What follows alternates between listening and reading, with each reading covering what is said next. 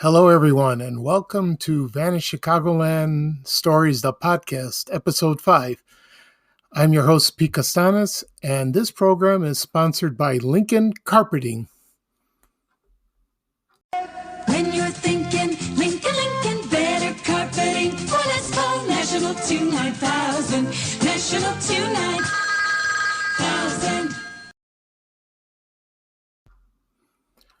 And now we are back. Thank you, everyone, for joining me for this episode.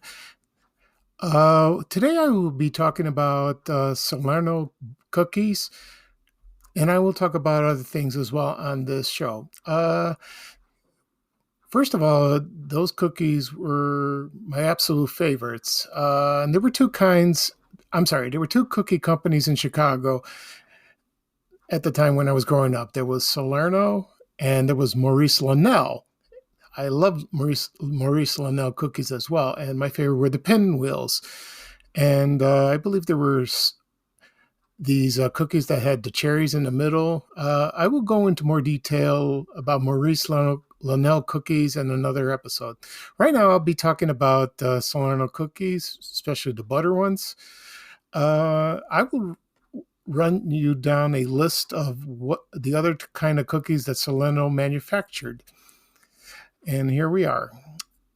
First of all, we have the butter cookies. I love the butter cookies, but my two absolute favorites were Bonnie Shortbread and Royal Stripes. I love the Royal Stripes because they were same as the fudge stripes that Keebler makes. They make them now, but there was something special about the Royal Stripes. They were more rich, chocolatey flavor, and it was delicious. I love them. I wish they brought those back. Also, they also made coconut bars, vanilla wafers, Royal Graham crackers, Astro creams. They were sandwich cookies and vanilla flavor, of course. Chocolate chip, oatmeal, ice oatmeal, the gingerbread cookies. And at Christmas time, they had the jingles. Oh, those are good. They still make those around the holiday season. You can still find them.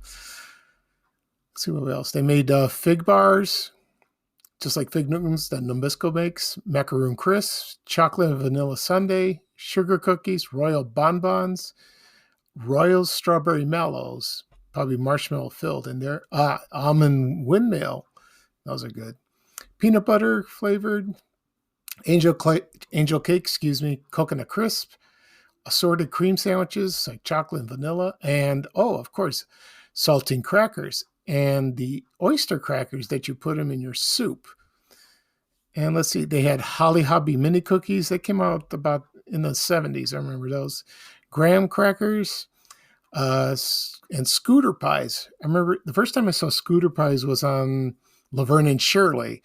Penny Marshall ate those, and they were probably made from another company, but Salerno made those. I never had those as well.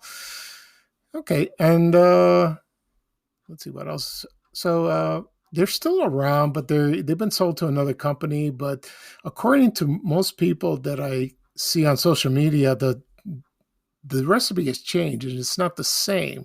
So that's a shame about what happened. But you can still buy them in the store. You can get them at Jewel or any other Walmart, of course, and Target. I remember my mother bought them when I was growing up in Jewel. They were available in High-Low, Dominic's, Eagle, mostly at those stores as well. So the funny thing about these, a lot of people remembered when they placed the Salerno butter cookie on their index finger and then they eat at the ends, which was kind of fun. I did that too as well, but my favorite thing to do with them is get a nice big cold mug of milk and just dunk them in. Sometimes two at a time, one at a time. Oh, sometimes I overdid it and I eat like almost 10 of them, and it felt good but sick at the same time. But they were delicious, absolute delicious. Oh, so that's the company was first located at 4500 West Division Street on the west side of Chicago. And it was at an Art Deco building. They tore that down about a few years ago, which is a shame. And then they moved operations to Niles, Illinois, and people said they when people that live in the surrounding areas love the smell of it. And it was the same way for my old neighborhood in Ashburn, where Nabisco, they still have the factory there, and the people that lived around there, they have the aroma floating around. Oh, and they tell me they loved that. And I knew a lot of people, and their parents worked at that factory at Nabisco on the southwest side of Chicago. So I would say that Salerno cookies were the best. I don't know about the what was that called? The jingle. Yeah, the jingle about that. I'm going to look that up and tell you about that. Let's see. Look it up. I posted. You see, I wrote a story about Salerno cookies on my blog about 2 years ago at vanishchicagoland.blog. If you miss it, you can read it. Let's see. So there's always someone on Facebook or Twitter that would write the jingle. Oh, here we go. And here it is. Mommy, what is it, dear? I want a Salerno butter cookie. Uh, that's pretty much I remember from what people say, but they also remember the real jingle, and I think they played it on the radio probably before I was born. And I remember they advertised Salerno cookies during Bozo Circus on WGN Channel 9, also on Channel 32. And one commercial I remember, you can find this on YouTube, is a talking teddy bear, and he was advertising Salerno chocolate chip cookies. And I think the bear, I think they sold teddy bears, I believe, just like what they did with Cuddly Dudley with the Chicago Tribune during the 60s. So I did find one teddy bear on sale on eBay. I think it's gone now. So it's not as well known as other gimmicks they do with food. Okay. That's all for now for Salerno cookies. So I will talk about some other things. Some posts I did for the past week. Let's see what we do. I'll go back just a few days and let's see what we have. Oh, here we go. There's a restaurant that I posted last week. It was called the Bakery Restaurant. It was located at 2218 North Lincoln Avenue in Chicago. And it was famous for their recipe for beef Wellington. And the owner and the chef, his name was Louis Sosmarthy. I can't pronounce his name. I know he published a cookbook. It was called The Bakery. He had his picture on it, and he was well known to a lot of Chicagoans during the time. And I heard the food was excellent. He specialized mostly in Hungarian food because I believe that's where he's from Hungary. And like I said before, they loved the beef Wellington, and a lot of people followed that recipe in his cookbook, and they said it came out excellent. So to be honest, I never had beef Wellington in my life. I would like to try it, and maybe someday, if I buy the book, I can try cooking it. So we'll see about that. Next thing I want to talk about is let's see. Oh, okay. Next restaurant I will talk about is Barney's Market Club, and that was located at 741 West Randolph Street in Chicago in the West Loop. And the most famous saying that the owner of the place would say, "Yes, sir, Senator." You know, when I was interviewed on a radio show, someone called in and mentioned that, and I had no idea about it because I wasn't familiar with the restaurant. And a lot of people loved the place. The food was excellent. It entertained a lot of politicians, tourists. They loved the place so much, and so I found a couple pictures of it, and it didn't. It lasted for a long time. It's gone now, so they still remember that saying that the owner said, "Yes, sir, Senator."